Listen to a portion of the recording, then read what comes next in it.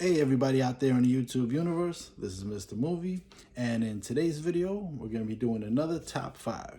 If you watch my channel, you know I don't do top 10 lists by genre like most YouTubers. I do top 5 movies that are in my collection by a particular actor or a particular director.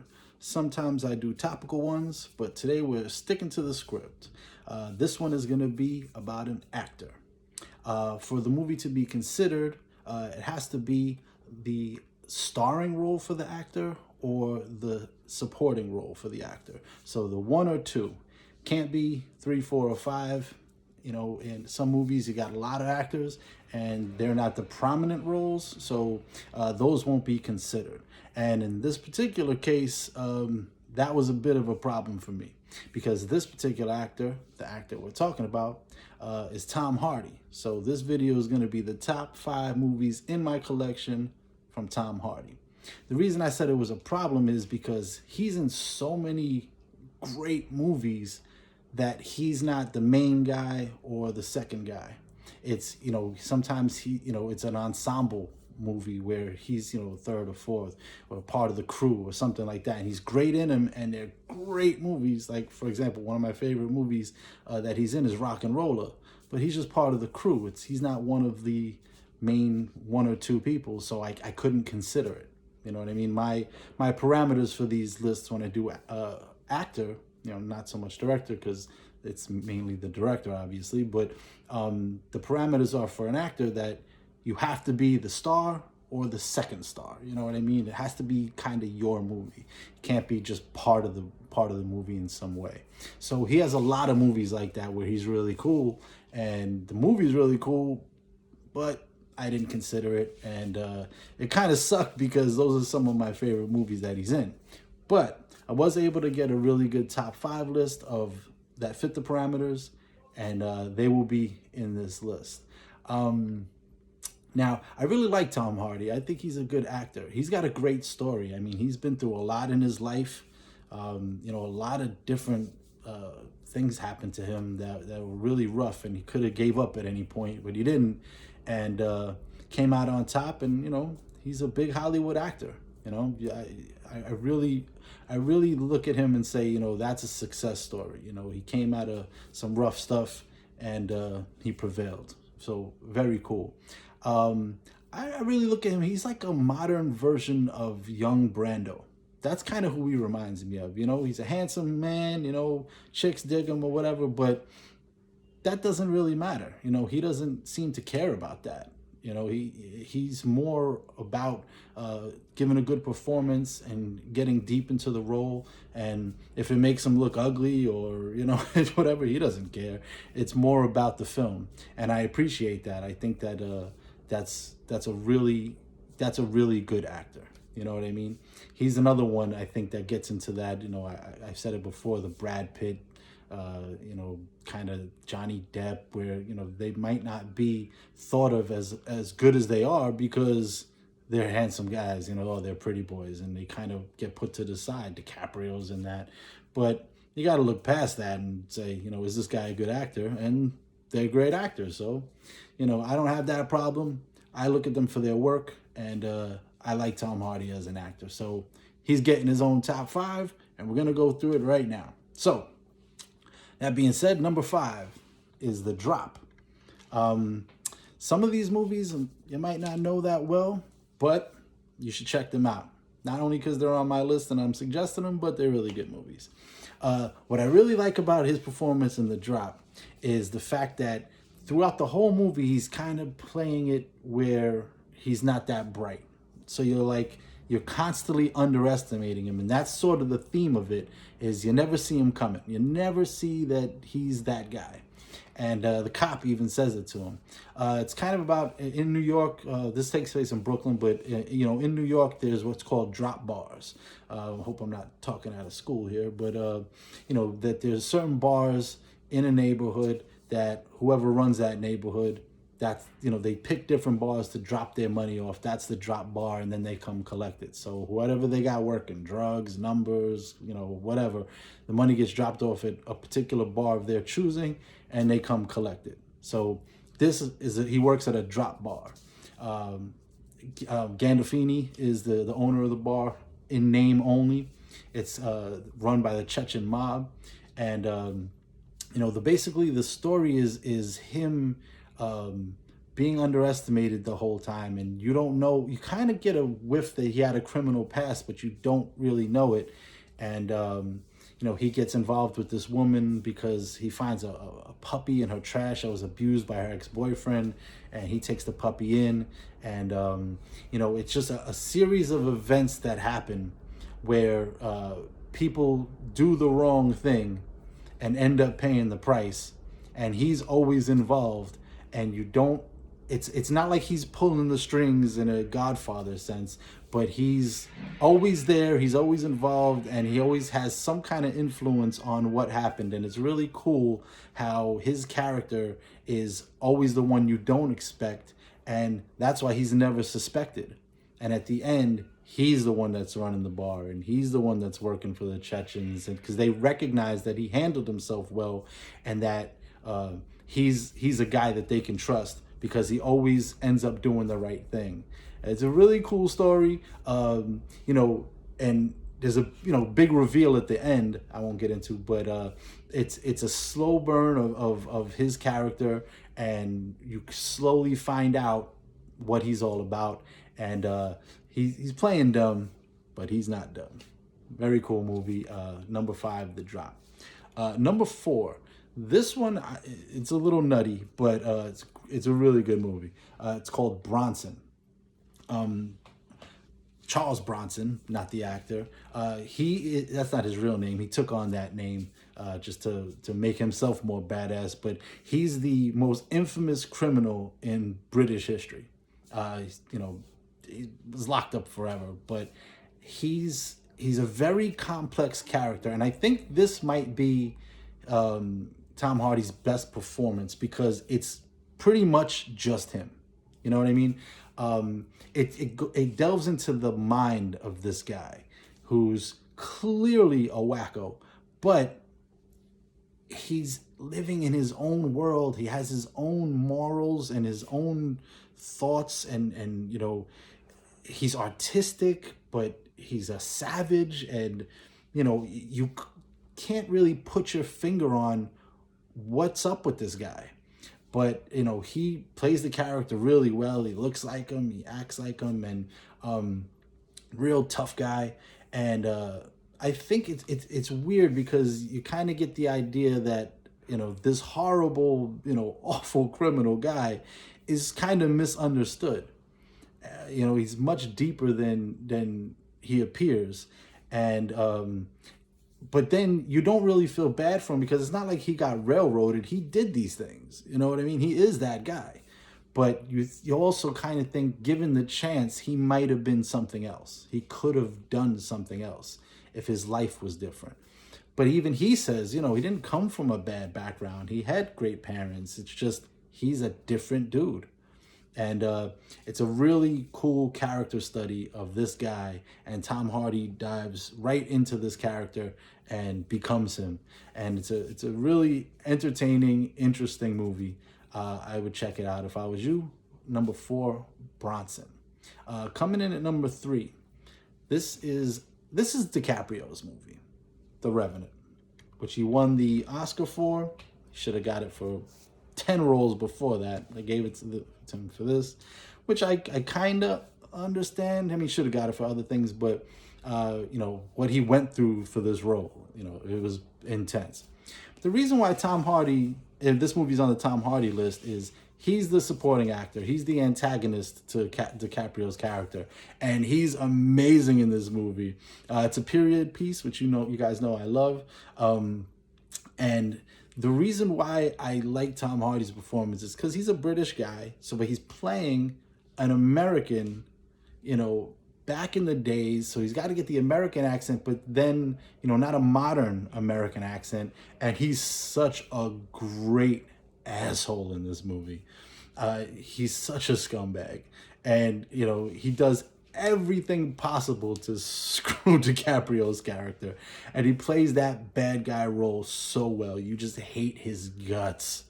And it's a revenge flick because they leave him out, they leave DiCaprio out to die after he's mauled by a bear, and it's a true story too by Hugh Glass, and it's the whole story is him getting back to where he was and getting his revenge for them leaving him out there. They killed his son, all this stuff. They left him to die, and it's a slow journey of him slowly getting back to health and getting back to civilization and taking his revenge on a couple of people, but mainly Tom Hardy, because he's the one that screwed him. And they have a big fight at the end, and you're just like, yes, you're rooting for him to get his revenge because he screwed him over so badly, and he's such a dick. He plays that role perfectly. He's such a despicable character, and you hate his guts, and you root against him so hard. And when you do that, when you're rooting against the character so hard for being a bad guy, they did a great job. And the movie's just phenomenal. I mean, it's one of the most beautifully shot movies I've ever seen. The American landscape, it's shot beautifully. The sets are amazing, and it's a great true story, and really, really cool movie. I suggest that you check it out. I mean, some people think it's too long, it's a little slow. I get that, but it's worth it. The wait is worth it. It's really good. I would check it out. So that's number 3, The Revenant. Number 2 is The Dark Knight Rises. Ah, yes, Bane. I went as Bane for Halloween. I love Halloween. Halloween's my favorite holiday. But I went as Bane one time, and I talked like that for like a month. But that being put to the side, his character in this is great. Now, it does divide people. I will say that. There's some people that hate his take on Bane and the character and the voice. I, on the other hand, love it. He's so brutal. I dig the voice. I like the whole, he's possible. That's what I love about the Nolan Batman trilogy. It's possible. You know what I mean? It's not so comic booky and fantasy that it couldn't happen. Bane could be a real dude. You know what I mean? Batman could be a real dude. He's got that kind of money. I mean, he's, I always say he's like Elon Musk with judo lessons, but it's a serious, grounded universe that they're in, and Bane is just a badass. I mean, he broke Batman's back. There's so many quotable lines, especially from Bane in this movie. Everything he says is quotable. It's a great movie. I mean, the second one I think is better, and most people will pick the second one with the Joker over this one. I do too. But this one isn't as far behind that one as a lot of people think, or a lot of people say, in my mind. I love this movie. I think it's right there. I mean, because Bane is such a bigger threat than the Joker. I mean, he took over Gotham. He beat Batman. You know what I mean? I think it's so much more of a threat than the Joker. And Tom Hardy crushes it as Bane. He's believable. He's terrifying. He kicks the shit out of Batman. I mean, just a great performance, great character. I love it. I mean, like I said, so many quotable lines. I mean, he's got the mask and, the mystery behind him and who he is, and that he trained with the League of Shadows, who's the one who trained Batman, but he's like Batman 2.0, just a more hardcore version. I love it. One of my favorite Batman movies, and Tom Hardy crushes it as Bane. Really tremendous. I am the instrument of your liberation. Great. Anyway, that's number 2, The Dark Knight Rises. Number 1 is Warrior. Shout out to my boy Gribbs. Barry, I know this is one of your favorite movies. It is my number 1 Tom Hardy movie. If you're an MMA fan, you gotta check out this movie.